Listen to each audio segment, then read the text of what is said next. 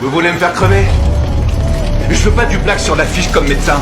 Chromato 11, ni de l'Indien. L'homme refuse d'être soigné par un médecin noir. Il insulte le médecin en le traitant de porc stupide. Tout cela uniquement parce qu'il est une célébrité d'internet. Les médecins n'osent pas le contrarier. Mais lui, au contraire, devient de plus en plus agressif. Il refuse que le médecin le touche. Il finit même par le pousser à quitter la salle. Mais alors, il entre dans une colère noire. Il fait venir un groupe de fans fanatiques. Ils arrivent armés et font irruption dans l'hôpital. Il menace le directeur, exigeant qu'on le soigne coûte que coûte. Le directeur est terrifié. Il fait appel aux meilleurs spécialistes et ordonne qu'on sauve absolument l'influenceur. Mais à peine le médecin entre-t-il dans la chambre qu'il subit à nouveau des propos racistes, des humiliations verbales qui lui donnent envie de partir sur le champ. À ce moment-là... Attendez, s'il vous plaît.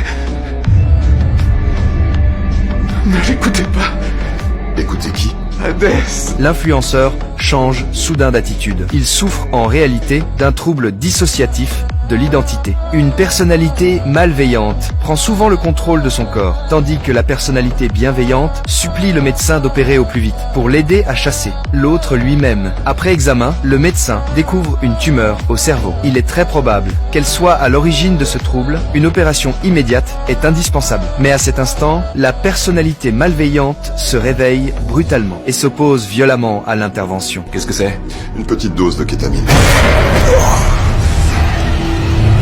Qu'est-ce que vous m'avez fait? L'influenceur perd connaissance. L'opération est alors lancée de force. Dans la soirée, les fans fanatiques apprennent la nouvelle. Ils menacent le directeur.